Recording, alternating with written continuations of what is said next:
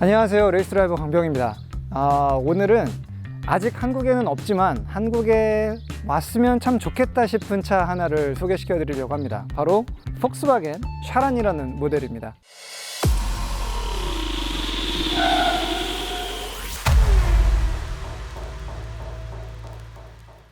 얼굴만 보면은 이게 전체적인 패밀리 룩이라서 언뜻 보면 골프 같기도 하고, 골프를 조금 더 위아래로 이렇게 늘려놓은 것 같은 그런 느낌이 드는데요. 근데 이제 저는 아기를 키우는 입장이다 보니까 애기 아빠들 사이에서는 이런 얘기가 있어요. 아기 키울 때 최고 좋은 차는 기아 카니발이다.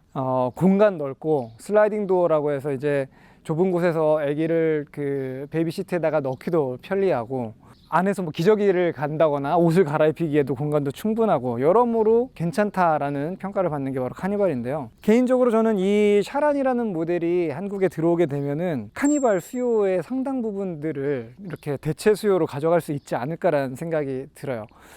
전반적으로 외관을 한번 살펴보시죠. 앞쪽은 전형적인 폭스바겐의 패밀리 룩을 가지고 있고요. 그리고 옆쪽으로 오게 되면은 이 측면 윈도우가 굉장히 시원스럽게 아주 높은 크기를 가지고 있습니다. 상대적으로 아래쪽이 좀 짧고 위쪽이 높아 있는, 그래서 가족들이 다 탁 트인 개방감을 느낄 수 있는 그런 구조가 있고요. 이렇게 이 조그만한 쿼터 글래스가 사이드미러 앞쪽으로 있기 때문에 사실 A필러 주변에 있는 사각지대들도 많이 해소할 수 있는 그런 장점도 가지고 있습니다.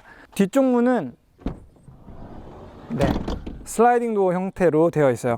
지금 이 차는 수동이지만 위쪽 트림으로 올라가게 되면은 전동 슬라이딩 도어가 옵션으로 들어가게 되어 있습니다. 그리고 뒤쪽까지 굉장히 크게 글래스가 연결이 되고 있고, 지금 이 차는 보시다시피 페트롤 휘발유 연료를 쓰고 있는 차량입니다. 1.4 TSI 엔진이 들어가 있는 160마력 정도 되는 버전인데요.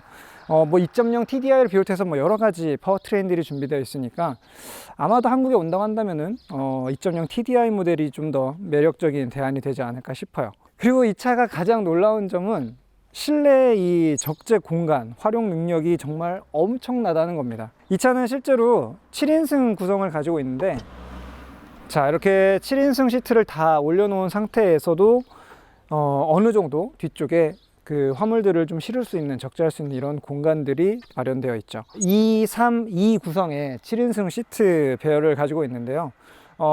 특징적인 거는 중간에 있는 이 3열 시트들이 독립 시트로 3개의 시트들이 따로따로 슬라이딩과 리클라이닝을 할 수 있는 형태가 되어 있습니다. 그리고 뒤쪽에 있는 이 2개의 시트는 완전히 풀 플랫을 시키게 되면은 오롯이 트렁크를 화물 공간으로 활용할 수가 있게 되는데, 이 경우에는 화물 공간이 거의 2100리터 정도까지 같이 누려볼 수 있는 공간이 나오게 됩니다. 저희 지금 이 독일에 출장 나온 4명의 짐이 지금 여기 이렇게 있는데요. 처음에는 이 짐들을 어떻게 한 대에 싣고 가나 좀 고민됐거든요. 과연 이 차에 다 들어가는지 제가 한번 실어보도록 하겠습니다.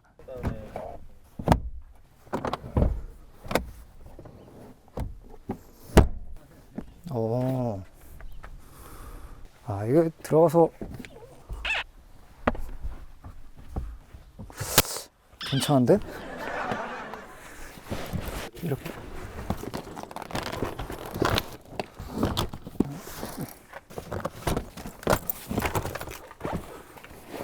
자, 보다시피 지금 4명이 일주일이 넘는 출장 짐을 가지고 나왔고, 거의 촬영 장비 가방까지 포함해 가지고 굉장히 많은 짐들이 와 있는데요. 아직도 사실 이 전체 부피로 치면 한 3분의 2도 채 쓰지 못한 것 같아요. 저희가 5명이 왔다고 해도 짐을 다 넣고 이동하는 데 있어서 전혀 불편함이 없을 것 같고요. 지금 이 상태에서 사실 이 2열 시트들이 지금 슬라이드를 앞뒤로 할 수가 있는데, 지금은 가장 뒤쪽으로 물러나 있는 상태거든요. 그러니까 2열 레그룸을 제일 많이 쓸 수 있는 이 형태로 되어 있는데, 화물 공간이 조금 부족하다고 한다면 2열 승객이 이렇게 조금 더 다리 공간을 좀 포기하고 몇 센치 정도 앞쪽으로 이렇게 이동을 해주게 됐을 때에는 화물 트렁크 쪽을 조금 더 넓게 쓸 수 있는 그런 장점들도 있습니다. 사실 몇 칸 당겨도 여전히 레그룸은 여유가 좀 있는 편이거든요. 그래서 굉장히 이 실내 공간 활용도 면에서는 각종 어떤 레저 장비들이나 이런 것들을 다양하게 수납하는 데 있어서 충분한 그런 공간들을 갖춰주고 있습니다. 자, 2열 공간 탑승할 때도 사실 지금 이제 요거는 기본형 트림이다 보니까 직물 시트가 마련되어 있지만 상급 트림에는 이제 가죽 시트가 들어가게 됐죠. 뭐 개인적으로는 직물 시트가 통풍성이 좋아서 지금 요즘 나오는 직물들은 이 먼지가 이렇게 막 잘 타는 소재도 아니고 또 그 뭐 음식물 같은 게 떨어졌을 때 어떤 그런 오염에 대한 저항 능력들도 많이 좋아져서 저는 개인적으로는 좀 선호하는 편입니다만 가죽 시트 역시 준비가 될 수 있는 거고요. 네, 역시 가족용 차량이다 보니까 이렇게 T-트레이, 아이를 키우는 엄마 아빠들은 아마 이게 얼마나 필요한 건지 다 적극 공감하실 거예요. 아이들 뭐 간식이나 밥 같은 거 간단하게 먹이기도 좋고 음료수 같은 거를 꽂아 놓을 수 있는 이런 T-트레이가 있습니다. 아래쪽에 보시면 약간 좀 스프링처럼 지지를 해서 일단 한번 이렇게 고정이 되면은 웬만큼 줬을 때도 하중을 잘 버텨주는 그런 구성을 가지고 있네요. 그리고 가운데 2열 공조장치 시스템도 오토 방식으로 되어 있습니다. 그러니까 지금 이 차는 3존 클라이밋 컨트롤이 들어가 있는 상태인데요. 오토 기능 그리고 수동으로 풍량을 조절하고 온도를 조절할 수 있는 이런 기능들도 있어요. 에어컨은 냉각 효율이 좋게끔 이 천장에서 찬바람이 쏟아져 내려오는 그런 구성을 가지고 있습니다. 아무래도 차가운 공기가 무겁기 때문에 위쪽에서 에어컨 냉각을 해주는 게 실내 온도를 빠르게 컨트롤하는 데 있어서는 가장 효율적인 방식이고요. 자, 그리고 가운데 보면은 무슨 맥가이버 공구함인 줄 알았어요. 굉장히 큰 수납 콘솔이 하나 나오는데 보면 이 손전등을 꽂아 놓는 모양으로 파져 있는 것도 있고 동전이나 아니면 뭐 SD 카드 같은 거를 꽂아 놓을 수 있는 그런 모습들도 있고요. 뭐 카드를 놓을 수도 있고, 여기는 제가 볼 때는 핸드폰 같은 거를 넣어놔도 딱 괜찮을 것 같은데 네, 이렇게 다양하게 활용할 수 있는 이러한 수납 공간들도 마련되어 있습니다. 이런 LED 실내등 구성도 가지고 있고요. 가운데 시트가 전혀 옹색하지 않아요. 지금 이 옆에 있는 시트들과 동일하게 같은 폭을 가지고 있고, 그리고 세 자리에 모두 다 아이소픽스 지원을 하고 있습니다. 이것도 굉장히 큰 축복이죠. 그래서 베이비 시트를 뭐 원하는 쪽에다가, 아이가 만약에 3명이면은 뒤에 아이소픽스 3개를 이용해 가지고 카시트를 끼우는 것도 가능해집니다. 바닥은 지금 살짝 이렇게 이 센터 터널이 약간 좀 올라와 있는데요. 사실 이 샤라는 그 풋모션 옵션이 있습니다. 그래서 옵션을 선택하게 되면은 뒤쪽으로 별도의 이 드라이브 샤프트를 하나 빼주는데 그런 이제 플랫폼을 가지고 있기 때문에 이 약간 형상은 올라와 있는 이런 구조를 가지고 있는 것 같아요. 등받이 각도 그리고 헤드레스트의 높이 이런 것들도 다 독자적으로 조절이 가능하고, 공간이 너무 여유롭다라는 느낌이 가장 먼저 드는 첫 인상이거든요. 그리고 가운데 앉았을 때에도 다리를 놓는 공간들이나 이런 것들도 그냥 편안하고 자연스럽게 놓기가 좋게 되어 있습니다. 그리고 2열 역시 지금 이 정도의 짐 공간으로도 부족하다라고 생각이 되면은 3개의 시트를 독립적으로 하나씩 따로따로 접어 볼 수도 있습니다. 자, 이렇게 간단하게 이 등받이 조절하는 스위치를 이용하면은 엉덩이 방석이 아래쪽으로 조금 더 가라앉으면서 이렇게 제가 조금 전에 앉아 있었던 시트와 동일한, 오히려 조금 더 낮은 높이로 이렇게 접혀져 있는 것을 보실 수가 있게 돼요. 뒤쪽에 접혀 있는 공간이랑 그대로 연결이 되는 이런 구성을 가지고 있죠. 반면에 3열 시트를 우리가 그 탑승용으로 쓰는 경우에는 3열에 들어갈 때 이렇게 편하게 쓸 수 있게끔 이런 식으로 의자가 이렇게 무릎을 꿇으면서 정중하게 앞쪽으로 옮겨주는 이런 이지 액세스 기능도 같이 가지고 있습니다. 이 뒷자리를 한번 다 폴딩을 시켜 볼게요. 어떤 느낌인지. 2열을 이렇게 한번 다 접어 봤더니 저희 3열에 그동안 썼던 공간만큼의 추가 공간이 마법처럼 나타났습니다. 이 정도면은 그냥 3명 3인 가족이 차 안에서 그냥 차박을 해도 충분할 것 같아요. 이쪽에다가 일단 뭐 성인이 눕고도 공간이 이 정도 남을 정도의 바닥 공간이 나오고 있고, 뭐 차 안에서 뭐 라면을 끓여 먹어도 될 것 같은데요, 이 정도면.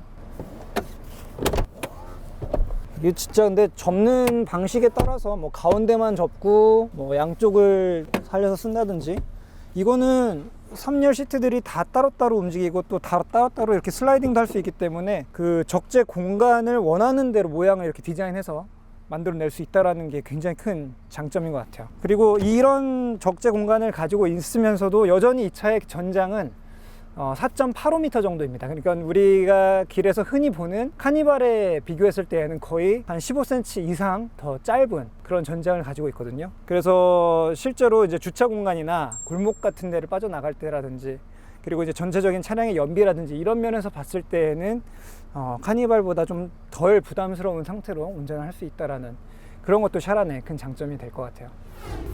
자, 이제 이 1열 공간입니다. 운전석과 조수석 공간인데요. 역시 폭스바겐의 가장 대중적인 패밀리 룩을 그대로 따르고 있습니다. 뭐 계기판이라든지 센터페시아의 버튼들 배열이라든지 이런 것들은 뭐 아주 익숙하게 보아왔던 그런 형태이고요. 근데 이 차량은 우리나라에서는 만나보기 힘든 수동 6단 변속기를 가지고 있습니다. 후진은 이렇게 눌러서 일단 왼쪽으로 들어가는 전통적으로 유럽에서 많이 쓰고 있는 그런 타입을 가지고 있고요.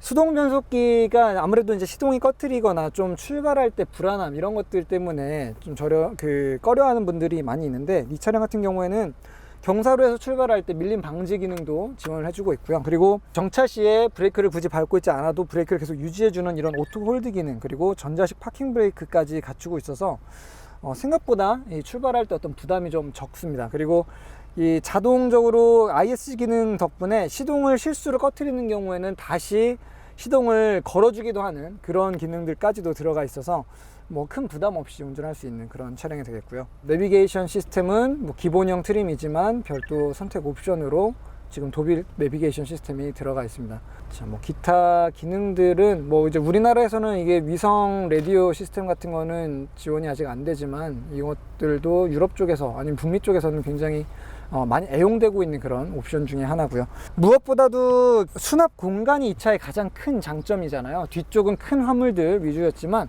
앞쪽에는 이렇게 1리터짜리 생수를 꽂아도 들어갈 수 있는 이런 컵홀더, 그리고 이렇게 큰 목캔디를 넣을 수 있는 이런 수납 공간들, 그리고 센터 콘솔 안에는 원래 이제 순정으로 나오는 잿더리인데요. 이런 잿더리가 거의 한 3개 정도 수납될 정도의 어떤 크기를 가지고 있는 이런 것들도 있습니다. 그리고 위쪽에는 이렇게 선글라스 보관함인데 거의 크기가 2배 정도 돼요. 그래서 뭐 안경, 선글라스를 넣어놔도 되고, 아니면 기타 다른 개인 소품들을 간단하게 넣을 수 있는 2열용과 1열용의 수납 공간들이 좀 따로 마련되어 있습니다. 그리고 여기 이쪽에도 보면은 굉장히 큰 수납 공간이 자리를 잡고 있죠. 실용성으로 그리고 또 경제성으로 봤을 때에는 이 샤란이 굉장히 갖는 장점이 확실한 것 같아요. 그리고 카니발보다 조금은 그래도 좀 컴팩트한 사이즈를 갖고 있어서 운전할 때도 그래도 드라이버들이 조금 더 몰입해서 운전할 수 있는 그런 느낌을 좀 기대를 해볼 수 있을 것 같은데, 본격적인 시승 느낌은 한번 차를 끌고 저희가 뭐 도로와 아우토반에 나가서 다시 한번 리뷰를 해보도록 하겠습니다. 일단 저희 샤란의 운전을 좀 시작해 봤는데요. 그 운전석 높이를 최대한 아래로 내리게 되면 그냥 승용차보다 살짝 높은 느낌? 이 정도의 높이가 되기는 해요. 근데 이게 지금 앞뒤 거리는 수동이고 등받이는 전동식으로 되어 있는 약간 이 복합형 시트인데, 개인적으로는 이게 시트 포지션이 아직은 좀 이렇게 몸에 딱 감긴다라는 느낌까지 되는 거는 아닌 것 같아요. 다리 각도라든지 이 스티어링 컬럼에 올라와서 이렇게 만나는 각도라든지 이런 것들이 살짝 어색한 느낌들은 좀 있습니다. 가속 페달은 오르간 타입의 방식을 쓰고 있고요. 뭐 물론 이제 클러치 페달이야 국내에서는 만나보기 어렵겠지만, 이 페달 감각들이나 이런 것들은 굉장히 무게감이 좀 가볍고 조작하기가 편안한 그런 구성을 가지고 있습니다. 제가 아까 이제 외관 설명할 때 양쪽에 쿼터 글래스가 있어서 측면 시야들 확보하기가 좋다고 했는데, 실질적으로 조수석 쪽에 있는 쿼터 글래스는 굉장히 뷰가 괜찮은데요. 막상 운전석 쪽으로 뚫려 있는 이쪽 앞쪽 창문은 제 시선 쪽에서 보여지는 면적은 굉장히 좁아서 그냥 이제 장애물이 있다, 보행자가 있다 없다 유무 정도만 판단할 수 있는, 뭔가 길을 이렇게 미리 본다거나 하는 그런 역할로서 쓰기에는 약간 좀 면적이 작게 보이는 느낌이 있습니다. 역시 이런 MPV 모델들은 항상 디젤 엔진에만 익숙한 상태로 저희 운전을 해오다가 가솔린 모델 엔진이 달려있는 차를 타니까 상대적으로 훨씬 더 뭔가 정숙하고 고요한 느낌이 드는 것 같아요. 지금 한 1600rpm 정도로 이렇게 항속 주행을 하고 있는데, 뭐 엔진이 돌아가는 소리는 뭐 거의 들리지 않고 그냥 타이어가 구르는 소리 정도, 그리고 필러 주변에서 살짝 그 바람들이 스치는 그런 소리 정도만 들려오고 있습니다. 지금 속도는 한 80, 85 정도 되고 있거든요.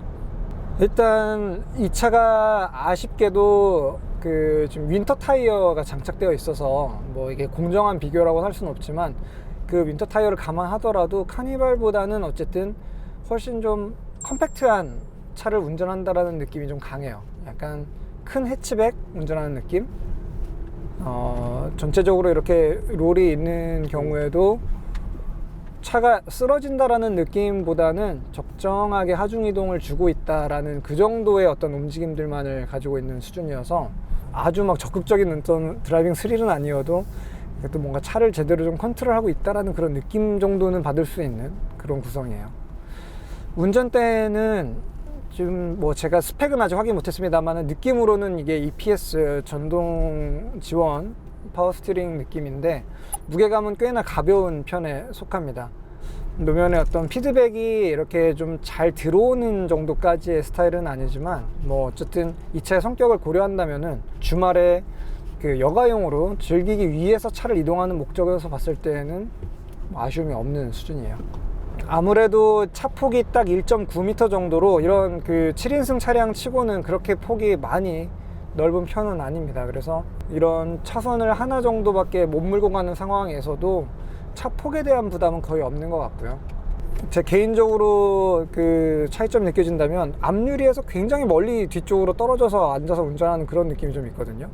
앞유리까지는 거의 한 1.5m 정도 떨어져 있는 것 같은 그런 느낌이어서 오묘하게 레이스카 운전하는 거랑 좀 비슷해요. 제가 앉아있는 위치가.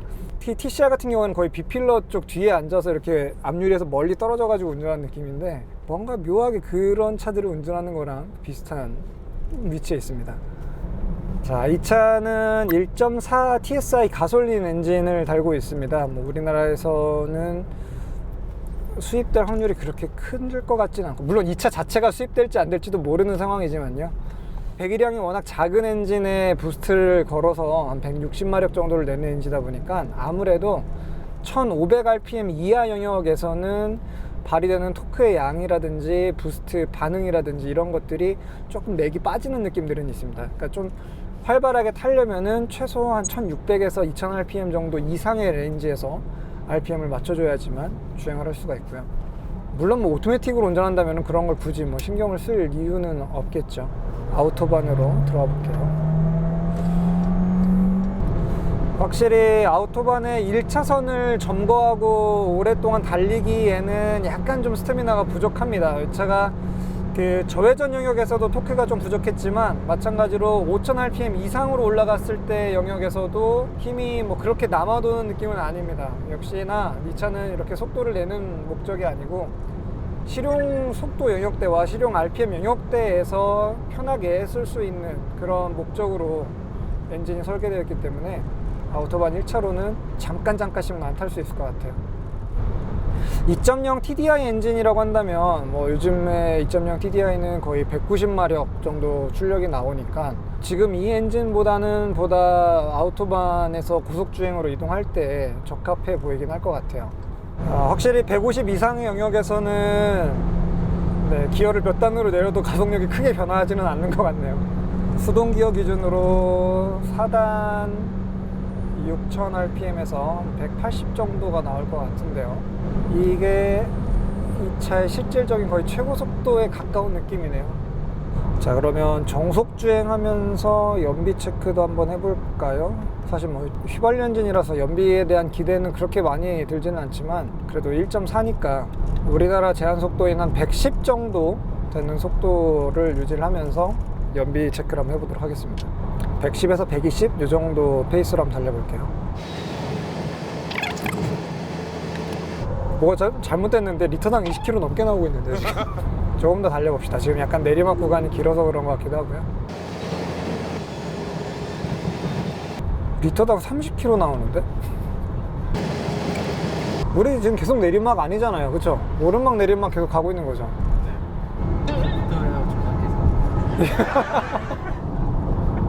아니 연비가 이 정도 나오면은 가솔린을 안 탈 이유가 없잖아. 100km 갔는데 4리터를 안 넘어. 계속 거의 120으로 가고 있거든요. 110도 아니고. 이게 너무 연비가 숫자가 너무 잘 나와서 얘기가 좀 그러네. 지금 3.4니까 리터당 30km 조금 안 나오고 있어요. 29점 얼마? 아까 그 고속 항속 연비입니다. 이게 일반 시내 연비는 아니고요. 최고 단수에 고정해 놓고 속도를 지금 거의 평균 120 정도, 110에서 130 사이, 거의 120 정도로 달려왔는데, 근데 지금 계기판에 뜨고 있는 거는 3.7리터, 100km 가는데 3.7리터 정도 소비를 한다고 합니다. 그러면 20km대 후반 정도 되는 연비거든요. 아니, 이 정도 연비면 디젤 엔진이 꼭 필요한가 싶은 생각이 드는데요.